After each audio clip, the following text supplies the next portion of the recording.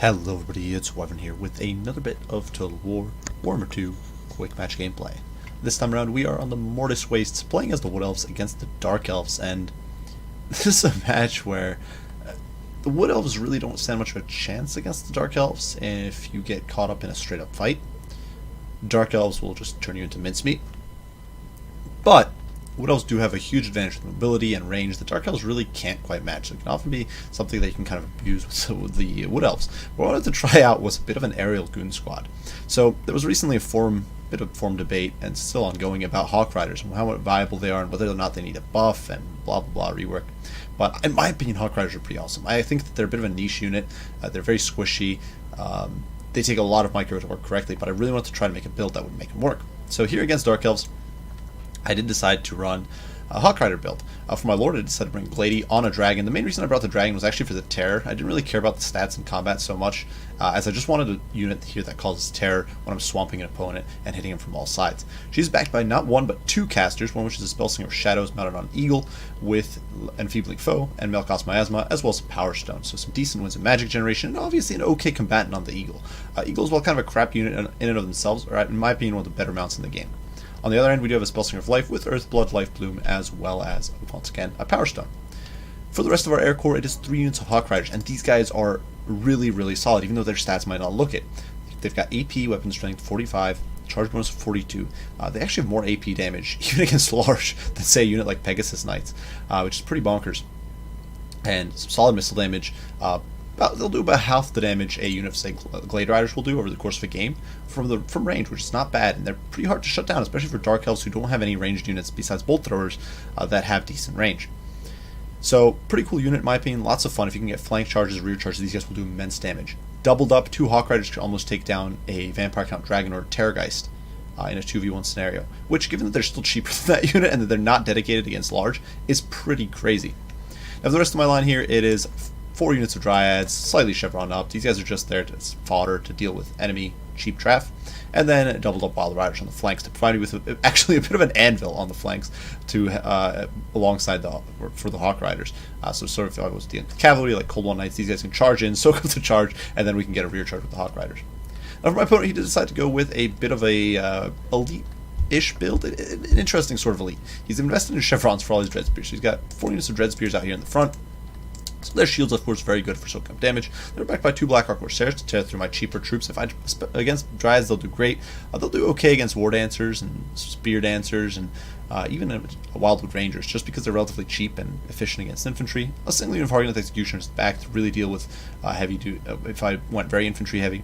Death Hag, a bit of an interesting choice, but once again, decent against infantry and hard to hit for sniping. Knights of the Ebon Claw, as well as Cold One Dread Knights to provide a cavalry contingent. Marathi, and then double Harpies. The Harpies being very heavily chevroned up. Now, personally, I wouldn't recommend doing double to Cold One Dread Knights in this matchup because they're elite units that are pretty hard or easy to snipe down for, say, massive Way Watchers. But regardless, that's what my opponent decided to try here, and there's some merit to it, I think, because if they are pretty tanky, they can definitely dish out some major hurt in melee. But now my opponent is going to commit here in this air fight, sort of trying to go in. He casts a Melkoth's Miasma on the Spellslinger, an Overcast, and this is something, guys, always know what your Overcast does. This is a complete waste here. This Overcast was really not necessary. But regardless, we are actually going to snag Marathi here with a Print of Athrema. We're not going to do anything fancy with trying to intercept her or anything like that. We're simply going to dive in on her and hit her real hard. You can see Soul Stealer just come down, and in come the Hawk Riders. These Harpies are not going to be saving her. And we're just going to swarm these guys in melee. And you can see the Soul Stealer, yeah, it's draining my Glady. It's doing some damage here, but we swarm all over them. We hit Marathi with an Enfeebling Foe. The Harpies almost immediately fall apart because, of course, Fear Terror is just a bane to them. And Marathi herself is not going to be able to hold out here. And in this bit of a pit fight here between the Hawk Riders, the Eagles, the Dragon, Marathi is just doomed to fail, and she's going to be forced to rout ignominiously from the battlefield. In the meantime, you can see I'm kind of not giving my opponent the front line fight because I saw, you know what, if he's going to give me this air fight, let him give it to me. I'll win it, and then I'll deal with the rest of the stuff later. Now you can see the Wild Riders here kiting away because I really don't want them fighting Dread Knights, obviously. But we're going to get Marathi off the field. We're going to get one of these Harpies to shatter. And now you can see we're removing Marathi from the field, and we've taken almost no damage. We did use some Earth Blood there, but the Glady, great shape. Hawk Riders, good shape. Marathi shatters. And suddenly my opponent is already in a terrible position. Now he is pushing in here. You can see the Dryads are trying to kite back and avoid immediate contact, just sliding out with the Dread Spears. Chevron up Dread Spears will probably actually trade okay with these guys. But the Wild Riders running full speed away from the situation. I actually thought these were normal Cold One Knights when I saw them. I didn't bother checking the exact description. I didn't realize that they were in fact Cold One Dread Knights, but here we're going to snag them with our Wild Riders. We're going to soak up that bad charge and then dive them from behind with the Hawk Riders, with the Great Eagles, with all that stuff, and immediately these guys are buckling. They don't even hit Rampage. They just fall apart instantly and die. So this unit completely buckles. See, and this is the potency, I think, of Hawk Riders. That was like 10 or 15 seconds of combat. And now certainly the Glady and the Eagles did some damage there, but the Hawk Riders are raking in kills as well. They're doing so much work because they do so much AP damage. Honestly, they're probably doing a lot more than the two Spellslingers, who just don't have much AP damage going for them. And immediately, Cold One Knights don't just break, they don't just rampage, they don't just shatter. They are literally annihilated. They're down to 2 models in the space of about 10 seconds. And that is really the power of the Hawk Riders. And immediately we're back up in the air, Wild Riders shift around, and we're going to pile into these Red Spears, and they are goners. So you can see we're just in a brutal position here. These Wild Riders were looking for a recharge. We're not even going to need that. Now my infantry is getting wiped. You can see the Dread Knights. They're going to run down these Dryads. Dryads don't stand a chance in that fight. They'll do okay against like Dread Spears, but even against the Dread Spears with the chevrons, the Dread Spears are basically out trading them. But you know, who cares? Our Hawk Riders in great shape here. 18 models on all of them. We're going to dive into the back of these Black Arc Corsairs. We're not even using we're not even shooting.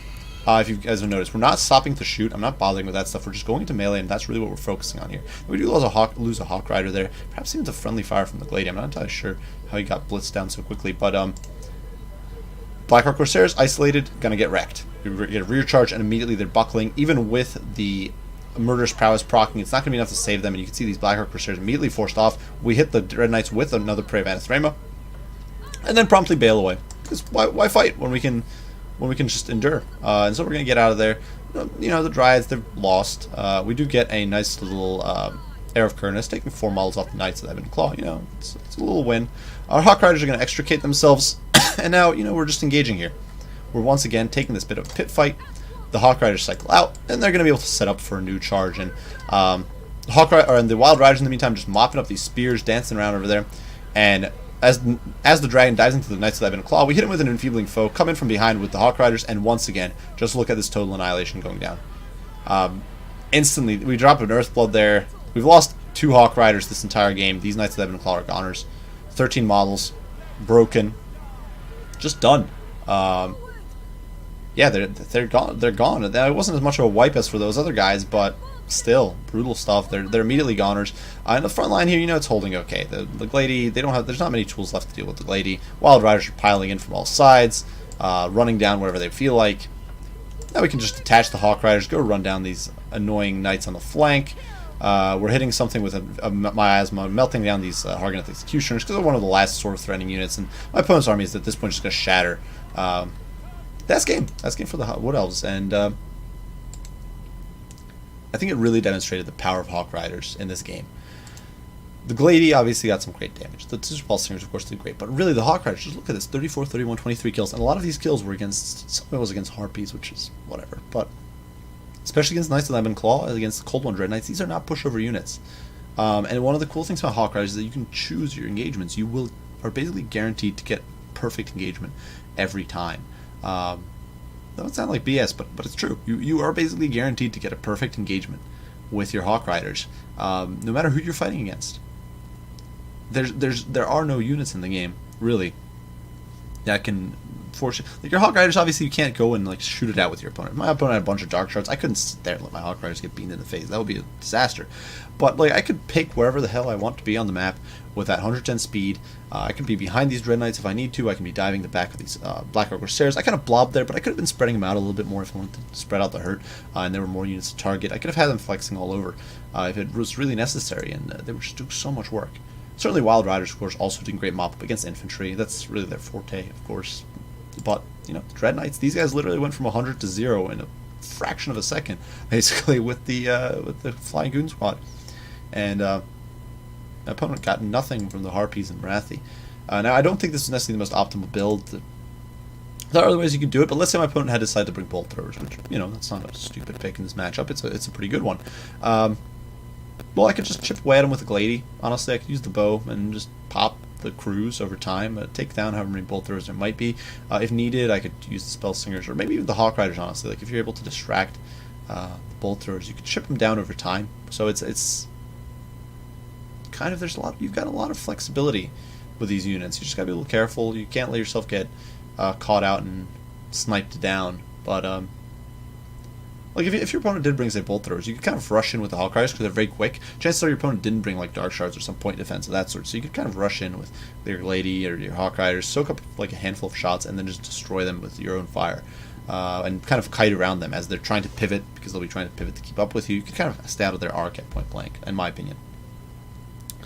But yeah, it's a pretty quick battle. I just wanted to demonstrate this to show the Hawk Riders. They're really a powerful unit, and in my opinion, they're honestly in a pretty good spot. People do sometimes say they're very squishy. They are very squishy. They're glass cannon. They're like the defining glass cannon of the Wood Elf army. But they just deliver so hard. For 950 gold, AP, crazy charge bonus. Well, not crazy, but solid charge bonus, and that beautiful mobility. They're just so good. For my opponent's build, if I had to critique, there are a few things here I think to critique. One, you want to go wider against Wood Elves, not narrow yourself down with chevrons, in my opinion. Not limit yourself with super elite cav. You don't need super elite cav. I'd have brought like a few Cold One Knights would have been, I think, adequate, and then some Sisters of Slaughter, in my opinion, better to go with than Harkness Executioners. And I wouldn't really try to contest the sky. I don't really think it's worth trying to do that. With Wood Elves, if you either go bigger or go home, but the thing is that you're not going to be able. Chances are, if the Wood Elves bring massive shooting, if the Wood Elves bring mass air force, you're not going to be able to win this guy as the Dark Elves. You'd have to bring massive of your own shooting, but at that point you're exposing yourself to build like things like Wild Riders or things like Dryads, so that could be a problem. So that's why I'm just saying, I think that you're better off bringing some cheaper cav, bring some Doomfire Warlocks, bring maybe a sorceress on foot, honestly, or on a horse, probably. You can get her for a couple hundred gold. If we hop on over real quick to our customs, you can get a sorceress like really cheap. People are kind of complaining that it's unbalanced, but let's say you bring, sorcerers of death, because death's reliable. You can bring her your abilities. Yeah, let's say you want Opal Amulet to stay alive. You might not even want Fate of Buna, to be honest. You can set at like 800 gold for a Lord. Be dirt cheap and pretty survivable. If you want Fate of Buna or another spell, you can, and you'll be at about 1,000. So I think that's a better way to go than Marathi, because Marathi, I didn't see what all the kit my opponent brought there, but I'm pretty sure he had his full roster there. And he definitely had Malkos Miasma and Soul Stealer. So let's say that was all he brought, which I'm not sure it was. But I'm pretty sure he had Heart Render Dark Sword. So he's looking at 2,400. That's pretty easy to snipe. You don't want to be easy to snipe against the Wood Elves. Regardless, well played to my opponent. I do hope you guys enjoyed the video. I hope you found it entertaining and hopefully a little informative about how to use Hawk Riders and just the potential they have there. They're a really solid unit in my opinion. They can be so much fun, so rewarding if you use them correctly. So I do hope you guys enjoyed. If you did, be sure to leave a like, subscribe, all that, share, all that good stuff. If you have any comments, any criticism, any questions, as usual, don't hesitate to ask or post down below. I'll be sure to try to respond as soon as I can. I thank you all for watching, and I'll see you all in the next one. Bye for now.